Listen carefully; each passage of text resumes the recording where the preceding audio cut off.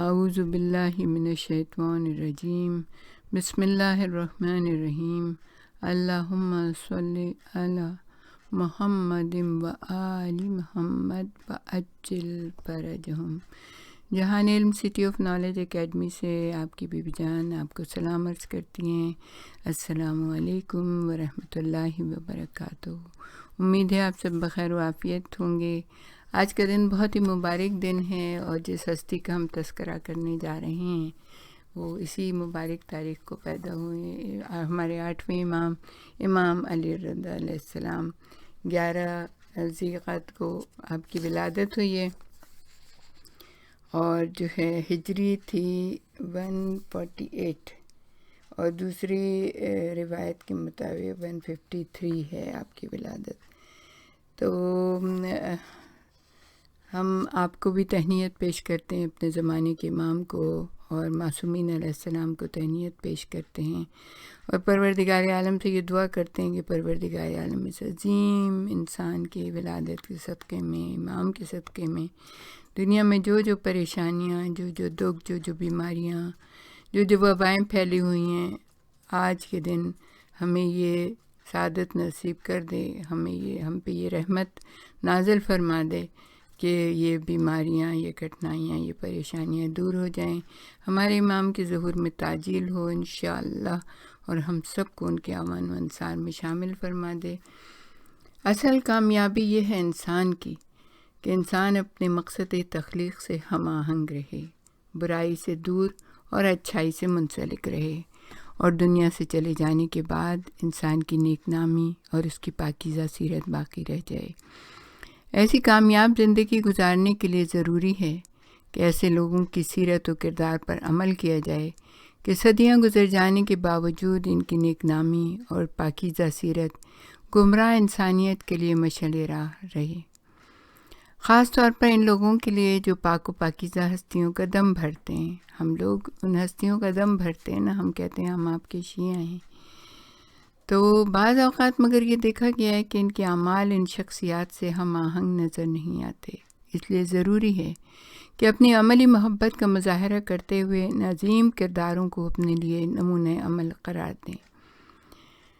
تو اللہ تعالیٰ کی توفیقات اگر ہمارے شامل حال رہیں تو ادارہ علم و عمل ٹرسٹ نے جو یہ کتاب شائع کی ہے، اس میں امام کی 40 احادیث ہیں، وہ ہم آپ کے سامنے پیش کرنا چاہ رہے ہیں۔ پہلے تو تھوڑا سا امام کے بارے میں کہ امام ہشتم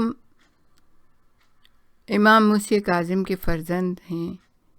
مادر گرامی کا نام نجمہ ہے جو ام البنین کے نام سے مشہور ہیں، اور ان کو امام رضا علیہ السلام کی ولادت کے بعد طاہرہ کے لقب سے نوازا گیا اور بعد میں ان کو ہمیشہ طاہرہ ہی کے لقب سے پکارا گیا۔ آپ کا اسم گرامی جناب امام کا اسم گرامی علی ہے اور کنیت ابو الحسن اور مشہور رقب رضا ہے۔ علامہ طبرسی نے لکھا ہے کہ کیونکہ اللہ کا رسول، ائمہ طاہرین، موافقین اور مخالفین غرض سب آپ سے راضی تھے، اس لیے لوگ آپ کو امام رضا کہا کرتے تھے۔ غریب الغرباء، معین الضعفاء و سلطان العرب والعجم آپ ہی کے القاب ہیں۔ حضرت امام رضا علیہ السلام کا دور بنو عباس کی حکومت میں گزرا۔ آپ کی ولادت کے وقت منصور دوانقی کی حکومت تھی۔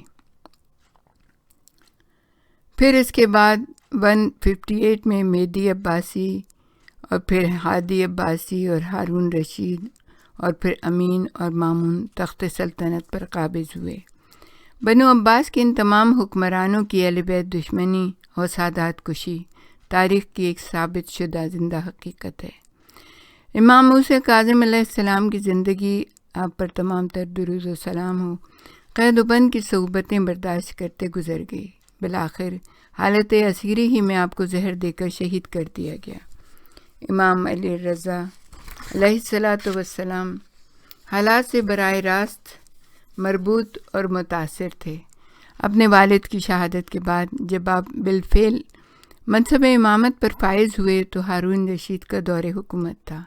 آپ کے عہد امامت کے ابتدائی 10 سال ہارون رشید کے دور حکومت میں گزرے۔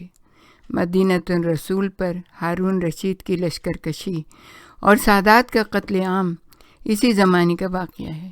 اگرچہ اس واقعے کے اسباب و محرکات سے آپ کا کوئی ربط و تعلق نہ تھا، لیکن ہارون نے آپ کو مورد الزام ٹھہرایا اور آپ کی نقل و حرکت پر پابندی لگا دی۔ پھر سیاست اور ملکی حالات نے کچھ ایسا پلٹا کھایا کہ ہارون اپنے ہی مسائل میں الجھ کر رہ گیا اور امام کی طرف سے اس کی مخالفانہ توجہ ہٹ گئی۔ امام رضا علیہ السلام نے اس وقفہ سکون سے فائدہ اٹھاتے ہوئے تبلیغ دین اور اشاعت علم کے فریضے پر زیادہ سے زیادہ توجہ مرکوز فرما دی۔ ہارون کے بعد مامون رشید نے اپنی مصلحتوں کے تحت آپ کو ولی عہدی کا منصب قبول کرنے پر مجبور کیا۔ اگرچہ امام علی رضا کو نہ ولی عہدی کی تمنا تھی اور نہ آپ اس منصب کے دنیاوی فوائد کی طرف ملتفت تھے، لیکن جب ہارون رشید نے مزید انکار کرنے کی صورت میں آپ کو قتل کی دھمکی دی تو آپ نے مجبوراً مامون کی پیشکش کو قبول فرما کر اسے تبلیغ دین اور اشاعت اسلام کے لیے وسیلہ بنایا۔ جب آپ کی ولی عہدی مامون رشید کے دنیاوی مفادات کے خلاف ثابت ہوئی تو اس نے اپنے فیصلے کو بدل دیا۔ ہمارے 8ویں امام اخلاق محمدی اور کردار مرتضوی کا آئینہ تھے۔ جب آپ کو ولی عہد مقرر کیا تو مامون نے ہر چند کوشش کی کہ آپ قصر شاہی میں مقیم ہوں اور آپ کے مصاحبین امراء اور اہل دولت ہوں، مگر آپ نے اس کو ہرگز پسند نہ فرمایا۔ غربا پروری، فقراء نوازی، غلاموں کے ساتھ حسن سلوک، محتاجوں اور ضرورت مندوں کی امداد آپ کا معمول تھا۔ جب تک آپ محتاجوں کو کھانا نہ بھیجتے تھے، خود نوش نہیں فرماتے تھے۔ علم و مروت، عفو و درگزر آپ کا شعار تھا۔ آپ کا قول ہے کہ اپنے برادران ایمانی کی غلطیوں کو معاف کر دو، ان کے عیوب پر پردہ ڈالو۔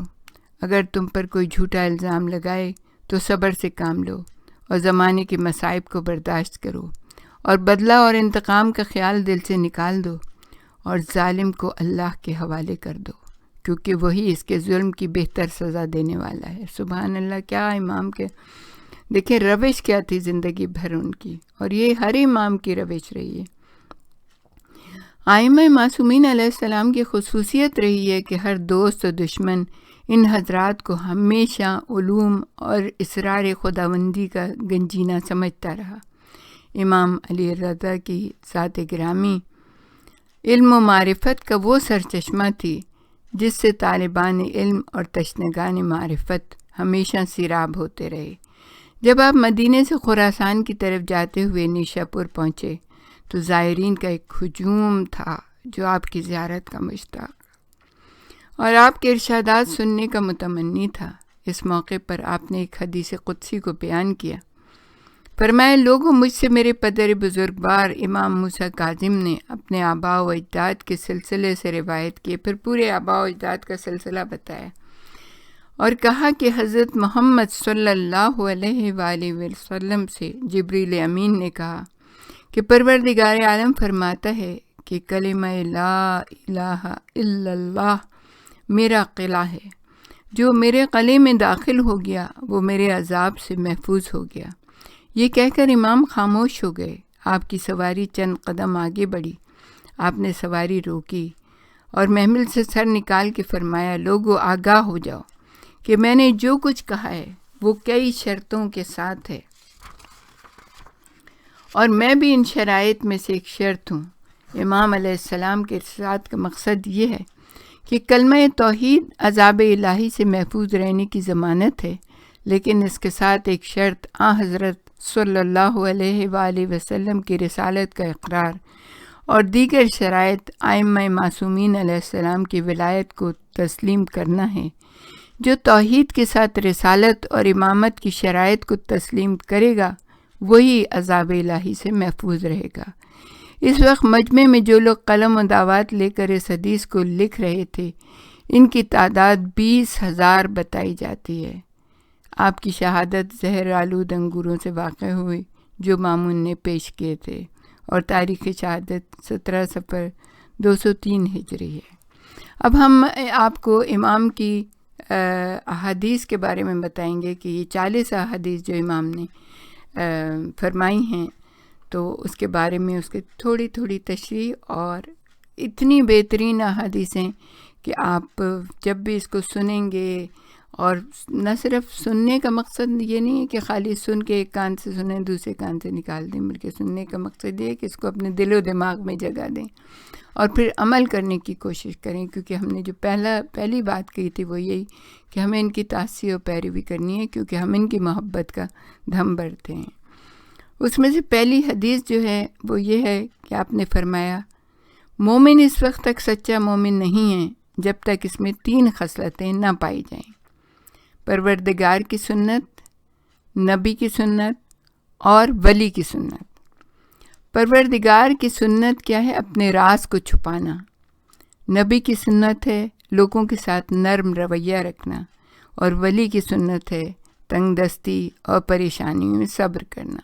لیکن تینوں حالات میں بتا دیا کہ آپ کو کیا کرنا ہے، ہم کس طرح سے اس دنیا میں صحیح طریقے سے رہ سکتے ہیں۔ بظاہر خدا اور رسول اور ان کے احکامات پر ایمان لانے سے کوئی شخص بھی مومن نہیں ہو سکتا، بلکہ حقیقی مومن وہ ہے جس پر اس ایمان کے اثرات مرتب ہوں، اور اس کی ذاتی اور اجتماعی زندگی میں یہ اثرات جو ہیں نمایاں نظر آنے چاہیے۔ تو امام نے حقیقی مومن کی 3 خصلتیں بتا دی ہیں۔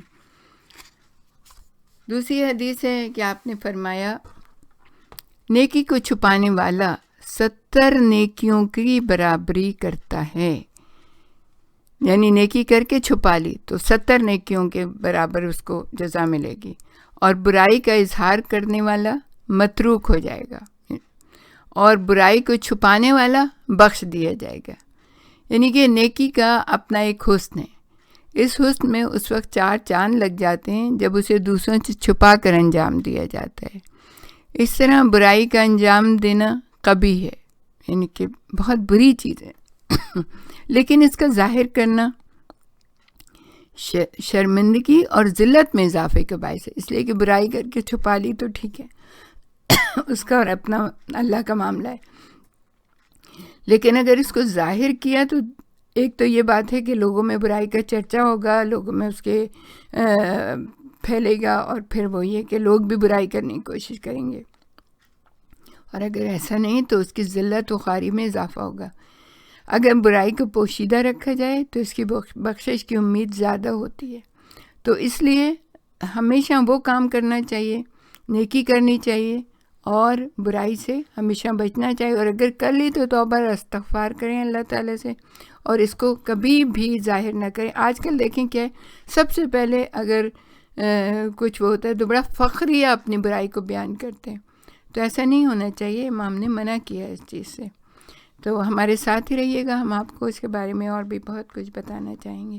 وآخر دعوانا ان الحمد للہ رب العالمین۔